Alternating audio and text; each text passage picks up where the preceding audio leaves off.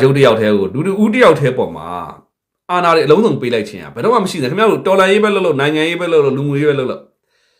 အများသူငါနိုင်ငံတကာပေါ့နော်ဟိုကျွန်တော်တို့ဘဝတွေကိုရင်ဆိုင်ရတဲ့လုပ်ငန်းတစ်ခုဟာလူတူဦးတယောက်တည်းကိုအာဏာအလုံးစုံပေးတာမကောင်းဘူးအားလုံး checks and balance ရှိရမယ်ကျွန်တော်တို့ဒီအမေရိကမှာအမေရိကန်သမ္မတဆိုပြီးလှုပ်ချင်တာလုပ်လို့မရလွတ်တော်နဲ့တိုင်ပင်ရတယ် Supreme Court ဆိုတဲ့ဒီတရားလွတ်တော်ချုပ်နဲ့တိုင်ပင်ရတယ်နော်အဲ့လိုတိုင်ပင်ပြီးတော့မှလှုပ်ရတယ်ဘာပဲဖြစ်ဖြစ်အမှားနေတယ်ပေါ့ဗျာနော်အဲ့လူတူတယောက်တော့အာဏာပေးလိုက်တဲ့ခါမှာတော့လှုပ်ချင်တိုင်းရှောက်လို့ပေါ့အဲ့တော့2008အခြေခံဥပဒေကကာကွယ်ဦးစီးချုပ်ကိုအာဏာအလုံးစုံပေးထားတဲ့ပုံစံနဲ့ဖြစ်နေတယ်အဲ့ဒီတော့ကြောင့်မလို့တော့အကောင်းဆုံးနဲ့ဖြစ်တန်ကြီးအရှိဆုံးဒါလေးတွေကိုဒီအမိုက်တွေကိုရှင်းခဲ့ပေးပါလို့ကျွန်တော်ကတော့သူမသေးခင်ပဲဖြစ်ဖြစ်သူမစင်းခင်ပဲဖြစ်ဖြစ်ပေါ့ဗျာနော်ကြံပေးနေတာပေါ့ဗျာနော်ကောင်မောင်ပြောတာနားထောင်ပြီးတော့တဲ့ဘောမတွေလောင်နေပြီတဲ့ဟောဒါကတော့သူတို့ရဲ့ကိုယ်ပိုင်ခွင့်ရေးပါနော်ဆဲလို့လည်းရပြောချင်တာရကြိုက်တာပြောလို့ရတာကျွန်တော်ယူဆပဲနော်ကျွန်တော်မြင်တာကျွန်တော်ထင်တာကျွန်တော်သိတာကျွန်တော်ယူဆနိုင်တာကိုကျွန်တော်ပြောမယ်မကျင်တတ်လို့ရှိရင်အချက်လက်နဲ့ထောက်ထားနဲ့ပြန်ပြီးခြေပပေါ့ဒါပဲရှိတာပဲဟုတ်လားကိုလိုနီ61ဌာန equal 200861ဌာနဒေါန်ဆန်းစုကြည်ကိုလွတ်ပေးပြီးဖြည့်ရှင်းခိုင်းရင်ပြေးလဲနိုင်သလားတဲ့အဲ့အကန့်အသတ်နဲ့မရဒေါန်ဆန်းစုကြည်အတွက်တိုက်နေတာမဟုတ်ဘူးဆိုတာဖြစ်လာပြီနိပြီးလက်နက်ရဲ့အရသာချုံမြင်နေရလဲရှိတာလဲတကြောင်နောက်တစ်ခုကသူတို့တော်လန်ကြီးကလည်းအသားကျသွားတာတကြောင်နော်အသားကျသွားပြီအခြေကျသွားပြီသူကရှော့မတွက်နဲ့အဲ့တော့ဒီလိုချိန်မှာသူတို့ကိုဒေါန်ဆန်းစုကြည်အနေနဲ့ညှိနှိုင်းပေးလို့ပဲရမယ်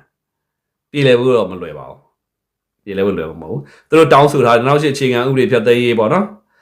်ဒီတာဝန်မှုတာဝန်ခံမှုတွေစသဖြင့်ကစစ်တပ်ကလုပ်ပေးမှာမဟုတ်ဘူးကောင်းပါတော့ခင်ဗျာရွေးကောက်ပွဲအလွန်အမေစုရဲ့အကြောင်းလေးပြောပြပေးပါဦးခင်ဗျာ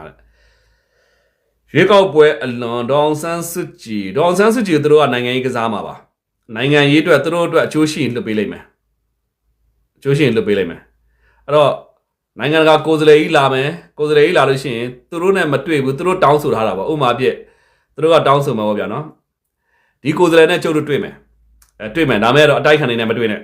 အတိုက်ခံနေဆိုတာကျွန်တော်တို့ဒီပေါ့ကျွန်တော်တို့ဘယ်လိုခေါ်မလဲတော်လိုင်းအင်အားစုတွေနဲ့မတွေ့နဲ့သူတို့နဲ့ပဲတွေ့ဒါကိုလက်ခံမလားလက်ခံမယ်ဆိုဒီပုံကိုဒေါအောင်ဆန်းစုကြည်နဲ့တွေ့ပေးမယ်ဆိုတော့ဒေါအောင်ဆန်းစုကြည်ကိုကောင်းကောင်းတန်တမန်ကြီးမှာကစားပါလိမ့်မယ်ကစားတဲ့ခါကျတော့ဒီဟာတွေလိုက်နာမှသာလျှင်ဒီတန်တမန်ကလည်းဒီနိုင်ငံဝင်ခွင့်ရမယ်ဒီလူနဲ့တွေ့ခွင့်ရမယ်ဒေါအောင်ဆန်းစုကြည်ကတော့အချုပ်ထဲကနေပြီးတော့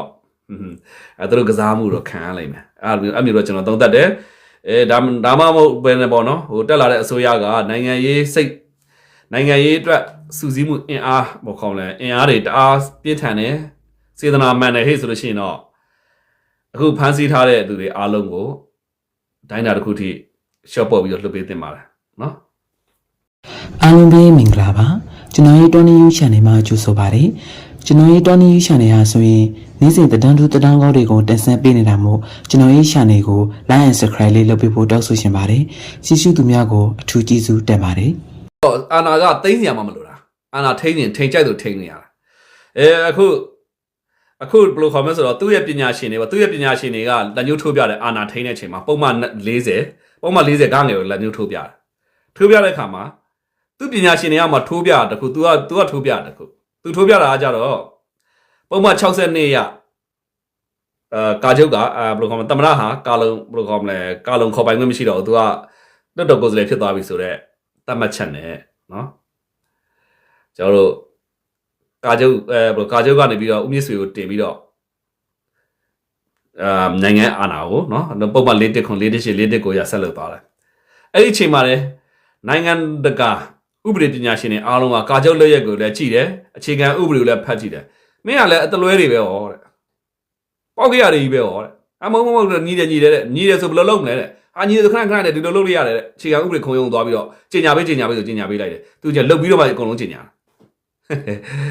ာတော်တော်ကြီးဆိုပါတယ်နော်တော်တော်ကြီးဆိုပါဖြစ်ချင်တိုင်းဖြစ်ပြက်ချင်တိုင်းပြက်ဥပဒေသမားသာပြောတာဗျာနော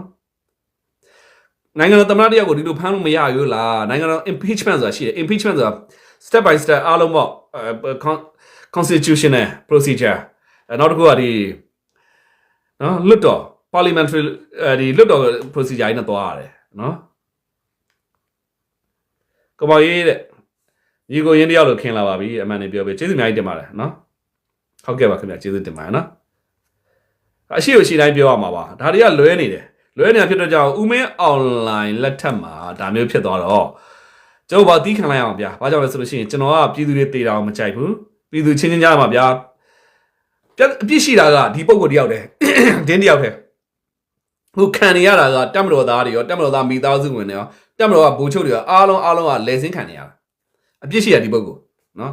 ပြီးတော့အခု PDF တွေနော်ခင်ဗျားတို့ပြည်သူတွေတော်လန်ပြည်သူတွေပေါ့ခင်ဗျားတို့လည်းခံနေရတယ်ဖြစ်တယ်အပြစ်ရှိတာတယောက်တည်းပောက်ကရလောက်တာတယောက်တည်းအဲ့တော့သူ့ကြောင့်နဲ့ခင်ဗျားတို့ကျွန်တော်အချင်းချင်းတက်ဖြတ်နေရမှာတန်ရက်လားဗျာအဲ့တော့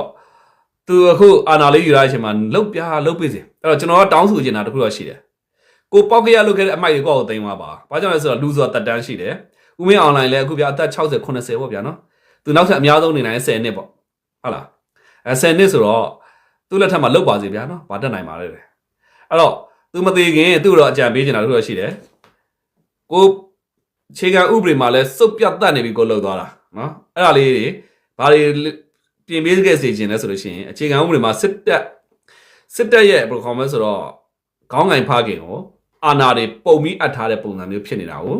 ပြင်ပေးခဲ့ပါဒါနံပါတ်1ချက်တောင်းဆိုခြင်းတယ်နောက်တစ်ခုကစစ်တပ်ထဲမှာစစ်ဥပဒေမှာကာဝေးဦးစီးချုပ်ဒီယာတူးကိုတို့ရေလူတင်တယ်လို့တရေကွင်းလို့ဆက်ပြီးတော့အာဏာယူလို့ရပါသေးတယ်မလုံးနဲ့ဘာကြောင့်လဲဆိုလို့ရှိရင်နောက်ကတက်လာတဲ့ကာချုပ်ကဘယ်လိုကောင်းလဲလာမှမသိဘူးဘယ်လိုလူမျိုးတွေလာမှမသိဘူးအေးကြိုးကြောင်တက်လာတော့သိပြီဆရာအဲ့တော့ဒါလေးတွေလည်းတေချာပြင်ခဲ့ကိုတော့အခုစားပြီးသွားပြီပေါ့နော်ကိုစားပြီးသွားပြီဆိုနောက်လူတွေအတွက်ပိတ်ခဲ့ပောက်ကရနီးနဲ့စားခဲ့တယ်ဒါပေမဲ့ဒီမယိုးသားမှုတွေဒါမျိုးကလီကမာလုပ်မှုတွေဟာသူ့နဲ့ပဲပြီးစေချင်ပြီသူ့ထက်နောက်ထပ်လာမဲ့ကာချုပ်တွေထပ်မလုပ်ဘူးကျွန်တော်မျှော်လင့်တယ်အဲ့တော့သူလည်းမားမယ်သူမားကိုသူကောင်းကောင်းသိမှာပါသူလည်းမားနေတယ်သူကောင်းကောင်းနားလဲသူမျက်နှာကြည့်လိုက်ပါနောင်နာတော်တော်ရနေတယ်နောင်နာရတော့ကြောင့်သူ့အပြစ်ကိုသူများကိုလွှဲချနေတယ်လူငယ်တွေပေါ့နော်အခုအတန်းပညာတွေမတက်ကြလို့လည်းပဲအတန်းပညာတွေတက်ကြမလဲနော်ဘာမှမဆိုင်ဘူးသူပြောတဲ့ပုံစံရဆိုရင်အဲ့တော့သူ့ကိုကျွန်တော်တို့ကတော့အကြံပေးချင်တာကသူအဲ့ဒ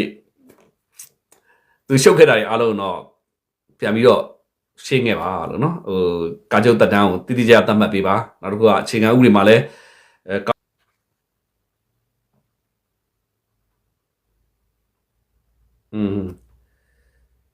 အဲ့တော့2008ပါတယ်လေ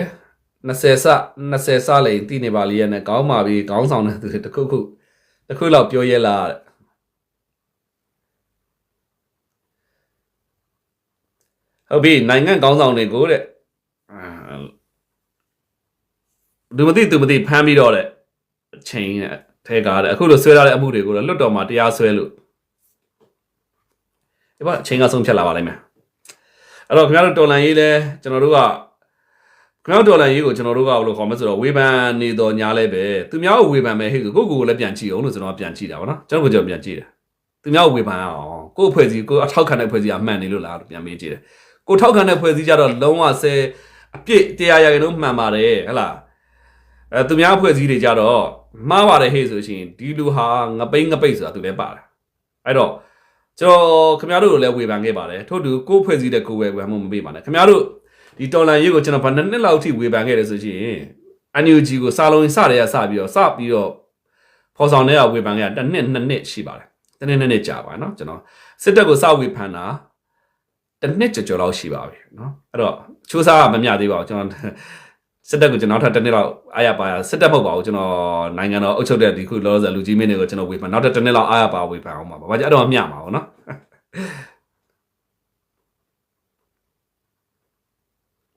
ကိုမောင်နဲ့အရင်ကနိုင်ငံရေးအမြင်နဲ့အခုနိုင်ငံရေးအမြင်မှန်လာတာဘာကြောင့်လဲတဲ့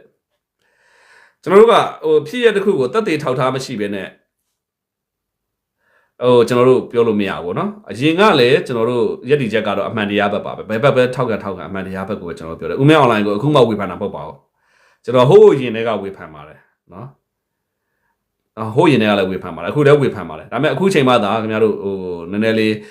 ကျွန်တော်ရဲ့ပြောဆိုမှုနဲ့ပတ်သက်ပြီးတော့အတက်မြင်လာဖြစ်လိမ့်မယ်ဟိုရင်ကခင်ဗျားတို့တော်လိုင်းရေးတွေဝေဖန်တာများတယ်အဲ့တော့နှစ်ဖက်စလုံးကိုဝေဖန်တယ်အခုချိန်မှာကြတော့ကျွန်တော်တို့ကနိုင်ငံရေးအတွက်ဆိုကြည့်ရပါတယ်နိုင်ငံရေးအတွက်ကြတော့ကျွန်တော်တို့အနီးနိုင်ငံရေးမရှိဘူးစစ်တပ်နိုင်ငံရေးဆိုတာမရှိဘူးပြည်သူနိုင်ငံရေးဆိုတာပဲရှိတယ်နိုင်ငံတော်တဲ့နိုင်ငံရေးဆိုတာပဲရှိတယ်နိုင်ငံတော်ဆိုရက်အမြင်အောက်မှာခင်ဗျားတို့နေပြပြဝစိမ့်တော်လိုင်းကိုနဲ့အမြင်တူသည်ရှိမှမတူသည်ရှိမှဒါတွေအားလုံးဟာကျွန်တော်နိုင်ငံရဲ့အင်အားစုတွေဖြစ်တယ် ဒီအင်အားစုတွေအတွက်ကကျွန်တော်တို့နိုင်ငံရေးနဲ့ပတ်သက်လာလို့ရှိရင်အမှန်ကိုဝိုင်းဝန်းပြီးတော့ထောက်ပြဝေဖန်မှာပေါ့ဗျာနော်အားလုံးကကျွန်တော်အင်အားစုတွေပါပဲခင်ဗျားတို့ဒီစစ်တပ်ထောက်ခံသူရောနော်ခင်ဗျားတို့ပြောနေဘောမထမိန်ချုံစသဖြင့်ပေါ့ဗျာဒီလိုတွေအကုန်လုံးပေါ့နော်ဒါပေမဲ့ကျွန်တော်ဒါမျိုးတွေခေါ်တာမဟုတ်နော်ဒါမျိုးတွေခင်ဗျားတို့ပြောနေလို့ဒါကျွန်တော်ပြောချင်တာကခင်ဗျားတို့နီပြဝါစိမ့်တော်လန်ရေးအားလုံးရဲ့အရေးဟာကျွန်တော်နိုင်ငံရေးပါခင်ဗျားတို့မကောင်းမဲ့ကျွန်တော်တို့မကောင်းနိုင်ပါဘူးနော်အဲ့တော့ကျွန်တော်အခုမှမဟုတ်ပါဟုတ်ရင်လည်းကျွန်တော်ပြောပါတယ်တော်လန်ရေးအင်အားစုတွေကျွန်တော်ပြောပါတယ်ခင်ဗျားတို့တိုးတက်ခြင်းဟာကျွန်တော်နိုင်ငံတိုးတက်ခြင်းပဲခင်ဗျားတို့တော်လန်ရေးတိုးတက်ခြင်းတယ်ကောင်းမွန်စွာတိုးတက်ခိုင်းတာကောင်းမွန်စွာတိုးတက်ခိုင်းဆိုတာခင်ဗျားတို့တွေစီကန်းရှိလာခြင်းဟာကျွန်တော်နိုင်ငံရေးအတွက်အင်အားစုတရက်ပဲဘာကြောင့်လဲဆိုတော့အခုအာဏာကိုချုပ်ကင်ထားတဲ့သူကခင်ဗျားတို့လိုမျိုးကျွန်တော်တို့ဗဇက်နဲ့ပြောတယ်လွတ်တော်တွေကပြင်မယ်ဆိုပြောလို့မှမရတာအဲ့တော့